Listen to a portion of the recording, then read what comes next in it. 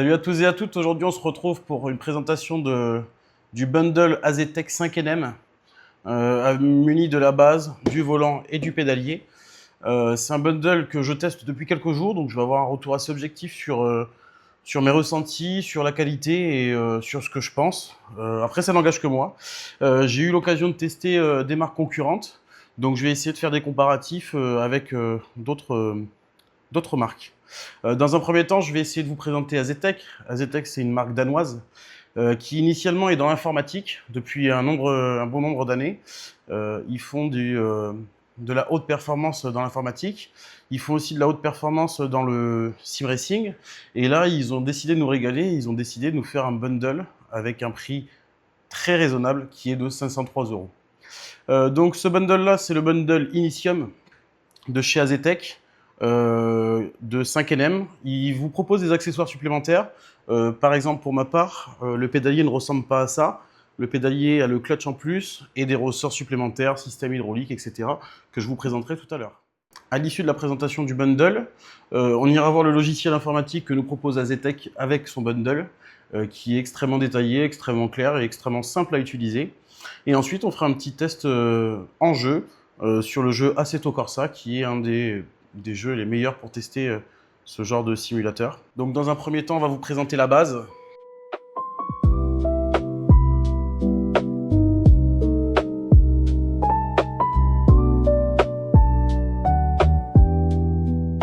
C'est une base 5,5 Nm de chez Azetec. Elle est hyper compacte, franchement c'est assez agréable parce que du coup on peut approcher la télé au-dessus sans avoir l'écran trop haut. À l'arrière, je ne sais pas si vous pouvez le voir en vidéo, c'est l'USB type C. L'avantage de l'USB type C, c'est que si par exemple je veux utiliser mon pédalier avec l'ergonomie d'une autre marque, je vais pouvoir brancher directement en USB type C sur l'ordinateur mon pédalier. Sur d'autres marques que j'ai pu tester, c'est du câble RJ12 et il faut acheter un adaptateur supplémentaire qui doit rajouter de l'argent, donc c'est un petit peu dommage, alors qu'on n'a pas cette contrainte-là chez Azetec. À l'avant, on a le Quick Release. Donc celui-ci, c'est vrai qu'il est assez étonnant, puisqu'il faut venir par le haut enclencher le volant. Au début, c'est un coup de main à prendre, mais quand on l'a pris, honnêtement, ça ne gêne pas l'utilisation. Mais c'est un très grand avantage, c'est que c'est usiné parfaitement et du coup, il n'y a pas de latence dans le volant. Alors que sur d'autres marques, des fois, il y a des petites barres en alu et quand on tourne, ça a un effet un petit peu croustille qui est assez désagréable, mais en plus, ça rajoute un petit peu de jeu. Chez Azetec, il n'y a pas du tout ça. Ce qu'il y a de bien, c'est qu'il y a la petite languette au-dessus qui évite d'abîmer les petites broches, parce qu'on sait comment ça peut se passer. On touche une petite broche et après le matériel est défectueux. On n'aura pas ce souci chez Azetec. À la première utilisation, il a un petit peu chauffé. Après, j'avais le nombre de NM qui était assez élevé. À la seconde utilisation, j'ai pas du tout eu ce ressenti-là. Au contraire, la température était bien maintenue, etc. Donc franchement, je suis assez agréablement surpris par cette base. Il faut savoir que c'est du direct drive. La différence entre le direct drive et la courroie, c'est que celui-ci, on a directement le système à l'intérieur. Ça permet de donner de meilleures informations et un plus grand nombre d'informations. Honnêtement, chez Azetec, c'est très très précis. On voit très bien que la qualité de la base est au rendez-vous, étant donné qu'à l'utilisation, vraiment, j'ai été bluffé par les premiers ressentis que j'ai pu obtenir. À l'intérieur du carton, on va retrouver le support pour mettre sur bureau.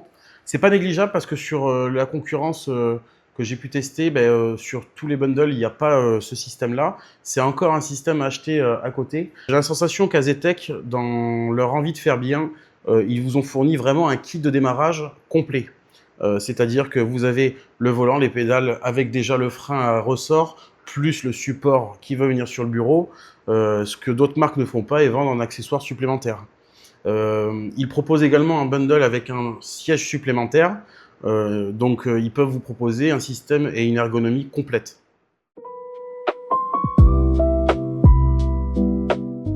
Dans un second temps, je vais vous présenter le volant. Donc le volant est sujet à controverse. Certains trouvent qu'il y a trop de boutons, d'autres pas assez. Pour ma part, j'étais sur des ergonomies où il n'y avait pas de boutons. Là, il y a les boutons qui me vont, puisqu'en bas, on peut régler le contrôle traction ou contrôle du turbo, on peut régler l'ABS. On peut configurer n'importe quel de ces boutons-là, même au niveau de l'accélération, on peut régler chaque LED quand on appuie, quand on relâche, en ce qui concerne la couleur. Pour ma part, je le trouve extrêmement joli. Je ne sais pas ce que vous en pensez, vous avez qu'à me le dire en commentaire. Le plastique donne quand même un effet carbone que je trouve pas désagréable, au contraire, que je trouve vraiment, vraiment très joli. À l'arrière, c'est des palettes magnétiques. Et sincèrement, par rapport à ce que j'ai pu essayer, ça donne vraiment une immersion différente. J'ai la sensation d'être dans une vraie voiture, alors que sur des palettes boutons, ça donne un effet encore un peu plastique, un peu joué, que je ne retrouve pas sur ce bundle-là. Comme je vous le disais, le Quick Release à l'arrière est un petit peu étonnant, mais dès qu'on s'y habitue, honnêtement, il est tellement précis parce que l'usinage du volant à la base, bah, elle est tellement parfaite qu'on n'a vraiment aucune latence, c'est vraiment fluide et extrêmement agréable à utiliser.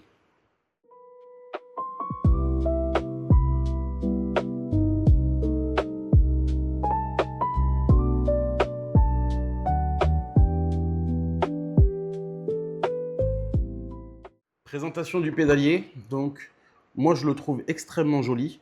Je triche un peu parce que je vous présente le pédalier avec un embrayage et tous les accessoires supplémentaires. Je reviendrai dessus, mais en attendant, ici vous pouvez retrouver le pédalier d'origine dans le bundle d'origine. Je vous présenterai ensuite tous les accessoires que j'ai pu rajouter à mon pédalier. Beaucoup avaient des doutes sur la solidité du pédalier, car ils sont habitués à avoir des systèmes métalliques. Pour ma part, je l'ai testé dans de fortes conditions et honnêtement, j'ai pas eu à me plaindre. Azetec a déjà dû entendre que des gens se plaignaient des matériaux. Donc ici, ils ont fait une vidéo que vous voyez maintenant à l'écran qui montre la solidité du pédalier. Donc sur ça, vous n'avez aucune inquiétude à avoir.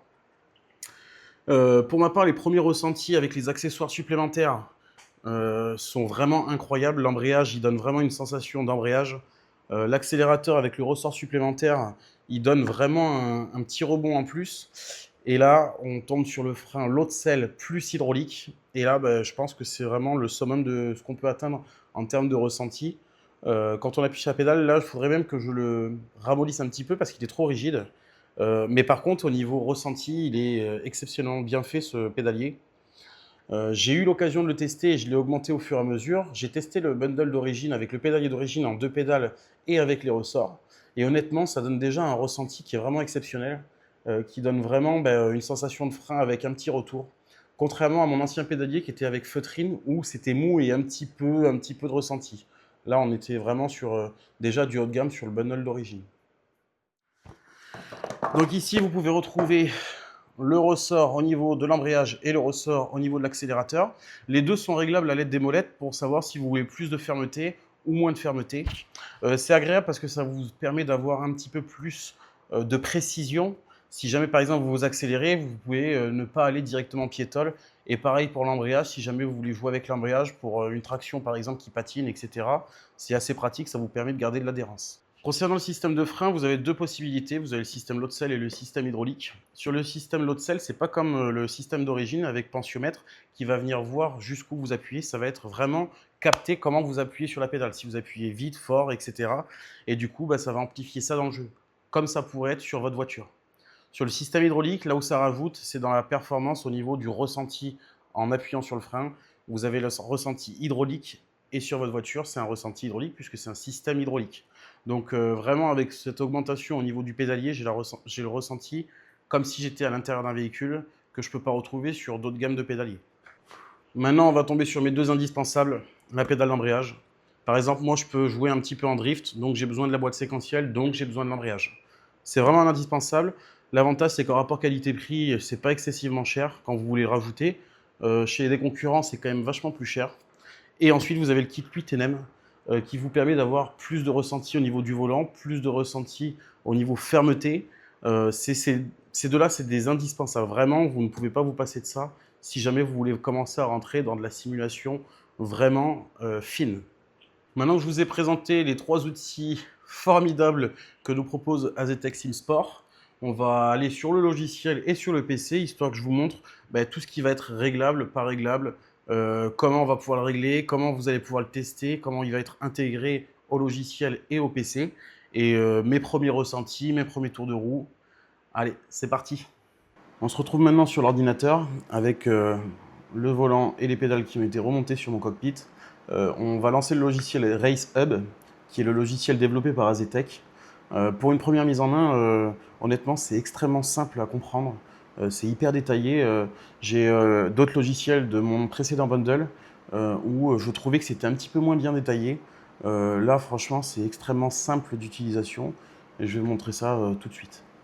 Donc là, on se retrouve dans le logiciel. Dès que vous allez lancer le logiciel, c'est cette page-là qui va apparaître. Donc le logiciel est téléchargeable sur le site Azetec. Vous le trouvez très très facilement. On peut voir que chaque bouton est personnalisable. Par exemple, ici, on voit en haut, il y a marqué Unpressed, donc ça veut dire qu'il n'est pas pressé. Je clique, je le mets violet. Comme vous pouvez le voir sur le volant, il apparaît violet. Une fois pressé, normalement, je l'ai mis en jaune, donc j'appuie, ça fait jaune. Donc franchement, c'est peut-être pour certains des accessoires, mais moi je trouve que c'est hyper agréable de pouvoir personnaliser son interface et d'avoir un truc qui vraiment nous appartient. Donc c'est pas désagréable. Sur la partie haute, on peut voir qu'on peut régler la luminosité. Moi personnellement, j'aime bien la laisser au maximum, parce que je trouve que ça a pas d'impact, sur le jeu. Donc là, on arrive sur le Shift Light. Hem, alors moi, je l'ai personnalisé en bleu, blanc, rouge parce que c'est un petit peu, mon logo qui est représenté. Ici, on peut mettre, régler à quel, moment on veut que ça déclenche, le flash. On peut régler, bah, le flash qui vient d'apparaître. On peut régler ici chaque LED au moment où ça se déclenche par rapport, au régime moteur. Encore une fois, on peut régler la luminosité, seulement de la partie qui est, en LED ici. On peut sélectionner aussi que ça parte du centre et que ça aille sur les extrémités. On peut également la mettre à l'inverse des extrémités vers le centre. Moi, personnellement, j'aime bien le laisser comme d'origine. Vous pouvez utiliser aussi le logiciel SimHub. Personnellement, moi, je préfère utiliser le logiciel d'origine. C'est quand même vachement plus simple. Quand ça flash, vous pouvez choisir aussi les couleurs. Moi, personnellement, ça, je l'ai laissé en full rouge.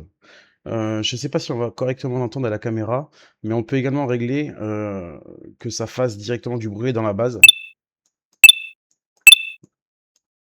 au moment où ça flash. Donc ça, c'est pareil, je l'ai désactivé. Pour moi, ça me paraît pas être non plus quelque chose de forcément utile. Ensuite, on va se retrouver dans la base Wheelbase. Là, on va récupérer les informations du volant. Ici, on va avoir les réglages. Donc les réglages, je vais pas trop m'attarder dessus. Je vous invite à vraiment prendre vos réglages à vous. Je trouve que c'est assez propre à chacun et c'est d'ailleurs grâce à ça que, on a tous une expérience un petit peu différente dans le jeu. Il faut savoir que du coup, il vous donne directement 2 configurations, préinstallées et c'est à vous de décider si jamais vous souhaitez utiliser les leurs, créer les vôtres, en créer plusieurs. Ici, vous avez le safety. Donc ça, c'est pas mal. Par exemple, le safe mode, c'est au bout d'un temps d'inactivité, ça va enlever le retour de force. Vous pouvez activer du retour de force, par exemple, pendant 20 minutes, si jamais vous devez vous absenter 20 minutes pour éviter qu'un enfant se fasse mal. Je trouve ça bien que Zetec prenne le temps de faire des choses qui permettent de sécuriser la base. On sait jamais. Bon, moi, j'ai une pièce qui est dédiée exclusivement à ça, puisque je fais des lives. Mais si jamais il est dans un coin du salon et qu'on oublie de l'éteindre, éventuellement, on pourrait se faire mal. Donc là, ça sera pas le cas. Ensuite, on va passer aux pédales. Alors, pédales, franchement, c'est vraiment incroyable parce qu'au niveau calibration, c'est extrêmement simple.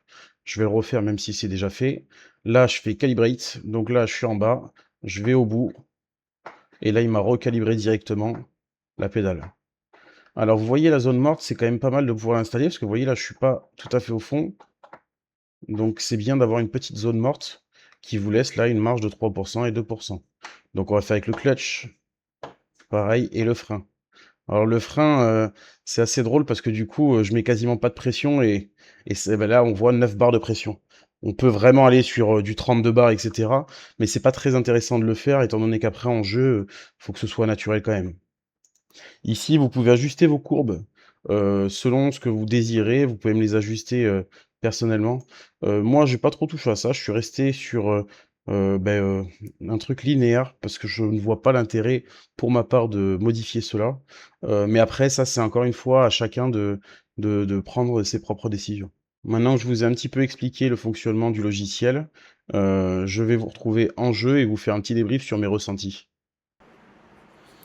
On se retrouve dès maintenant pour un essai. Dans un premier temps, je vais faire du drift. Ensuite, on ira faire du grip et un petit peu de rallye. Et je vais vous donner tous mes ressentis au fur et à mesure. Bien que j'ai déjà essayé de manière régulière mon setup, je vais essayer de vous donner mes ressentis au fur et à mesure sur chaque étape de ce test.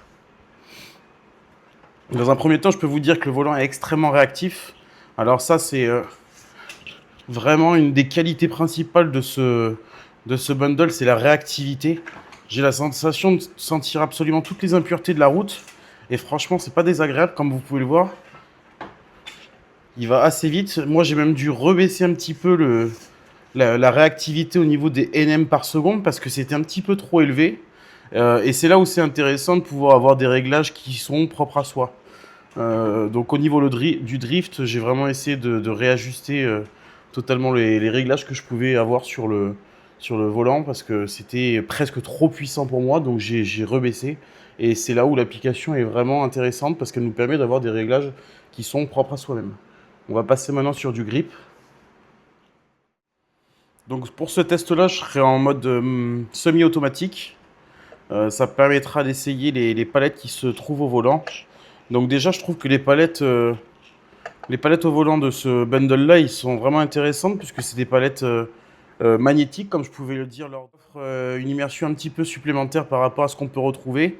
Là, vous voyez, je ressens toutes les impuretés de la route parce que la route est vallonnée et ça m'envoie des coups de volant sur les côtés. C'est assez intéressant également. Tout à l'heure, j'utilisais l'embrayage. Là, pas besoin de l'embrayage, donc j'ai le pied gauche qui est sur le frein. On sent vraiment que le frein, il a une résistance vachement importante, mais l'accélérateur également, ça me permet d'être plus précis dans les accélérations en sortie de colle que je peux avoir dès maintenant, comme là. Au niveau de l'embrayage, c'est pareil, je voulais pas préciser tout à l'heure, mais vraiment l'embrayage, il offre avec le ressort vraiment une immersion différente parce qu'il a un point dur puis il est mou et inversement dans l'autre sens.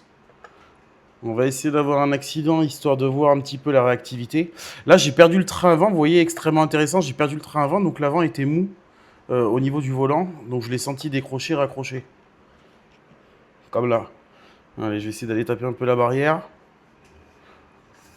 Ouais, vous voyez, la réactivité du volant est vraiment impressionnante. Donc maintenant, on va se retrouver pour un test rallye dès maintenant. Donc là, on se retrouve sur une voiture de rallye. Donc là, il y a des petits sauts qui nous décrochent complètement au niveau du retour de force, comme dans une vraie voiture. On sent les aspérités de la route. Là, j'ai pris Col de Turini. C'est une map qui est extrêmement bien modée. Donc je ressens aussi les différents changements d'enrobé. Quand c'est de l'enrobé qui est vraiment avec des aspérités ou si c'est un enrobé un petit peu plus lisse, je vais sentir la différence.